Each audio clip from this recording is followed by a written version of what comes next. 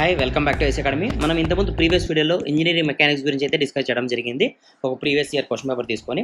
So దాంట్లో మనం discuss చేసాం కదా, చూసినాం కదా ఈ క్వశ్చన్ అయితే ఇంకా. సో ఇది చాలా అంటే చాలా ఇంపార్టెంట్ క్వశ్చన్ మనకు. ఇది మెకానికల్ బ్రాంచ్ సంబంధించిన క్వశ్చన్. సో ఒకసారి అయితే సాల్వ్ చేసే ట్రై చేద్దాము. చాలా easy question and important question, important model. ఓకేనా? సో ఇది ప్రీవియస్ ఇయర్ క్వశ్చన్ తీసుకోవడం జరిగింది, మీకు క్లారిటీగా అర్థమవుతుందనే ఇంటెన్షన్తో.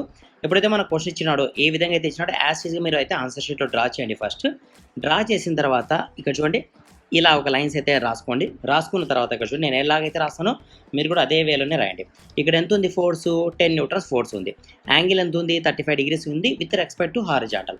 సో మీరు కూడా సేమ్ అదే విధంగా 100 ఇక్కడ ఫోర్స్ ఎంత ఉంది? 100 ఉంది కదా. సో 100 హారిజాంటల్లో కాస్ 35 డిగ్రీస్ రాయండి. వర్టికల్లో 100 sin 35. హారిజాంటల్ ఎప్పుడు కాస్ రావాలా, వర్టికల్ ఎప్పుడు సైన్ రావాలా. ఓకేనా? అదేవిధంగా నెక్స్ట్ లోడ్ ఎంత ఉంది మనకు? 300 న్యూటన్స్ ఉంది. యాంగిల్ ఎంత? 25 డిగ్రీస్.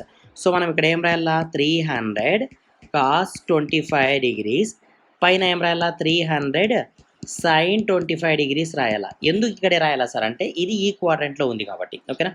సేమ్ అదేవిధంగా 200 యాంగిల్ ఎంత ఉంది? 45 డిగ్రీస్ ఉంది కాబట్టి 200 కాస్ 45 200 సైన్ 45 ఇది ఈ క్వాడ్రంట్లో ఉంది కాబట్టి. అర్థమైందా? సో ఈ విధంగా మనం అయితే డివైడ్ చేసుకోవాలి టోటల్ వాల్యూస్ని. వన్స్ ఇలా డివైడ్ అయిన తర్వాత ఇక్కడ చూడండి, జాగ్రత్తగా వినండి. ఇప్పుడు నెక్స్ట్ పాయింట్, ఇలా డివైడ్ చేసిన తర్వాత ఒకసారి చెక్ చేసుకోండి, హారిజాంటల్ ఎప్పుడు కాస్ ఉండాలా, వర్టికల్ ఎప్పుడు సైన్ ఉండాలా. వన్స్ ఇలా వచ్చేసిన తర్వాత మనం గ్రాఫ్లో నేర్చుకుంటాం. ఈ సైడ్ అన్ని ప్లస్ వాల్యూస్, ఈ సైడ్ అన్ని మైనస్, పైన అన్ని ప్లస్, కింద అన్ని మైనస్ నేర్చుకుంటాం కదా. అదేవిధంగా ఇక్కడ ఉన్నటువంటి ప్లస్ వాల్యూస్, ఇవన్నీ మైనస్ వాల్యూస్. టాప్ అన్ని ప్లస్ వాల్యూస్, బాటమ్ అంతా మైనస్ వాల్యూస్. ఇప్పుడు మనకు అసలు క్వశ్చన్ ఏమి ఇచ్చినాడు?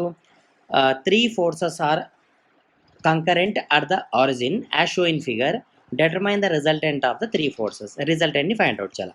రిజల్టెంట్ అంటే ఏమి? ఆర్ని ఫైండ్ అవుట్ చేయాలంటే ఫార్ములా ఏమి? √p² plus q². మరి ఇక్కడ అసలు p ఎవరు, q ఎవరు? p అంటే హారిజాంటల్ ఫోర్సెస్ అని, q అంటే వర్టికల్ ఫోర్సెస్. మరి హారిజాంటల్ ఫోర్సెస్ ఎవరు? ఇవన్నీ మనం రాయాలి. ఫస్ట్ పాజిటివ్ నెట్ రాద్దాం, అంటే ప్లస్ వాల్యూస్ రాద్దాం. 100 cos 35 plus 200 cos 45 minus 300 cos 25. ఇది క్యాలిక్యులేట్ చేయండి ఎంత వస్తుందో. అదేవిధంగా క్యూ వాల్యూ కావాలి. క్యూ వాల్యూ కావాలంటే వర్టికల్ లైన్స్ రాయాలి. అంటే 300, సో ఇక్కడ ఏముంది మనకు? 300 sin 25 plus 100 sin 35 minus 200 sin 45. ఈ విధంగా రాసుకోవాలి. సో చూడండి, నాకు ఆన్సర్ చెప్పండి. ఇది పీ వాల్యూ ఎంత వస్తుందో, క్యూ వాల్యూ వస్తుందో నేను క్యాలిక్యులేట్ చేస్తాను, మీరు కూడా క్యాలిక్యులేట్ చేయండి.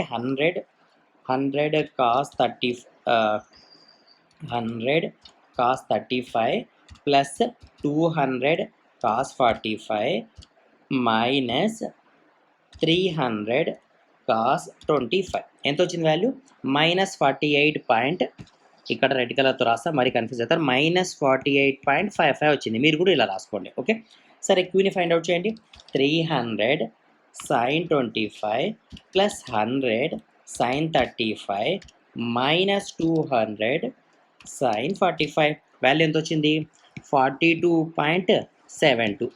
ఓకేనా? సో ఇవి తెచ్చి పీ ప్లస్ క్యూ ప్లస్ పెట్టండి. పీ వాల్యూ ఎంత? -48.55 స్క్వేర్ చేయండి, బ్రాకెట్లో పెట్టి స్క్వేర్, ప్లస్ క్యూ వాల్యూ ఎంత? 42.72. ఇది కూడా అంతే, స్క్వేర్ చేయండి. సో ఒక్కొక్కటి స్క్వేర్ చేయండి. ఫస్ట్ ఇది మైనస్ వాల్యూ స్క్వేర్ చేస్తే ఏమవుతుంది? ప్లస్ అయిపోతుంది కాబట్టి 48.55 స్క్వేర్ చేస్తే నాకు 2357 వచ్చింది. ప్లస్ అదేవిధంగా రిమైనింగ్ 42.72ని కూడా స్క్వేర్ చేస్తున్నాను. సో ఇద్దరిని యాడ్ చేస్తే నాకు 41,082 వచ్చింది. దానికి స్క్వేర్ రూట్ వేస్తున్నాను. సో నాకు ఫైనల్ ఆన్సర్ అంటే ఆర్ వాల్యూ ఎంత వచ్చిందంటే 64.66 వచ్చింది. సో 64.66. ఇది ఏంటి మనం కనుక్కునేది? ఫోర్సే కదా, కాబట్టి యూనిట్స్ ఏముంటాయి? న్యూటన్సే ఉంటాయి. యూనిట్స్ మాత్రం మ్యాండేటరీగా రాయాలా. సో ఎప్పుడు ఫోర్స్ న్యూటన్స్లోనే ఉంటుంది కాబట్టి ఆన్సర్ కూడా ఒక ఫోర్సే, అది కూడా న్యూటన్లోనే ఉంటుంది. పాయింట్ తర్వాత 2 డిజిట్స్ రాస్తే చాలు, ఎక్కువ రాయాల్సిన పని లేదు. సో 64.66 అనేది ఫైనల్ ఆన్సర్. ఎంత ఈజీ ఉంది కదా క్వశ్చన్. సో చాలా అంటే చాలా ఈజీ ఉంటుంది. ఏ క్వాడ్రంట్లో వస్తే ఆ ఏరియాలోనే మనం డివైడ్ చేసుకోవాలి, అంతే తప్ప వేరే చోట రాయకూడదు. నెక్స్ట్ ఫర్ ఎగ్జాంపుల్ యాంగిల్ కనుక ఈ యాంగిల్ 25 డిగ్రీస్ ఇక్కడ కాకుండా వర్టికల్ లైన్తో ఇచ్చినాడు అనుకోండి, అప్పుడు మనం ఏం చేయాలంటే టోటల్ యాంగిల్ ఎంత ఉంటుంది? 90 డిగ్రీస్ కదా. సో 90లో నుంచి మనం ఏం చేయాలి? 25ని తీసేస్తే రిమైనింగ్ 65 డిగ్రీస్ ఇక్కడ ఉంటుంది కదా. కాబట్టి మనం ఏం చేయాలా, వాడు ఇచ్చిన 25ని పక్కన తీసేసి మనం 65 విత్ రెస్పెక్ట్ టు హారిజాంటల్ మనం కనుక్కొని, విత్ రెస్పెక్ట్ టు హారిజాంటల్ 65ని మనం కనుక్కొని ప్రాబ్లంలో 65 పెట్టే ప్రాబ్లం చేయాలా. ఎప్పుడు కూడా క్వశ్చన్లో ఎక్కడున్నా ఖచ్చితంగా మనం దాన్ని విత్ రెస్పెక్ట్ టు హారిజాంటల్గా మార్చుకొని మనం క్వశ్చన్ చేయాలా. యాంగిల్ ఎప్పుడు హారిజాంటల్ లైన్కే ఉండాలా. అర్థమైంది కదా. ఇది దీంట్లో చాలా అంటే చాలా ఇంపార్టెంట్. చాలా మంది ఏం చేస్తారంటే, ఫర్ ఎగ్జాంపుల్ ఈ క్వశ్చన్లో ఎగ్జాంపుల్కి ఇదే క్వశ్చన్ ఇచ్చాడు అనుకుందాం, యాంగిల్ ఇక్కడ 25 కాకుండా ఇక్కడ ఇచ్చాడు అనుకుందాం. సో వీళ్ళు ఏం చేస్తారంటే ఇక్కడ కాసే రాస్తారు, కాస్ 25 రాస్తారు, ఇక్కడ కూడా సైన్ 25 రాస్తారు. అలా రాయకూడదు, దీన్ని మార్చుకొని కాస్ 65 రాయాలా, ఇక్కడ సైన్ 65 రాయాలా. అర్థమైందా. కాబట్టి ఎప్పుడు ఇదే విధంగానే విత్ రెస్పెక్ట్ టు హారిజాంటల్ ఉండేటట్లనే చూసుకోండి. హారిజాంటల్లో కాస్ ఉండాలా, వర్టికల్లో సైన్ ఉండాలా. ఇది మోస్ట్ ఇంపార్టెంట్. రెగ్యులర్ అంటే రెగ్యులర్ మోడల్ క్వశ్చన్ కాబట్టి ఎక్కువ ప్రాక్టీస్ చేయండి. ఎంత వీలైతే అంత ఎక్కువ ప్రాక్టీస్ చేయండి. కన్ఫామ్గా ఎగ్జామ్లో క్వశ్చన్ వస్తుంది. మనం 10కి 10 మార్క్స్ ఇక్కడ తెచ్చుకోవాలా కంపల్సరీగా, మిస్ కాకోకుండా. ఓకేనా.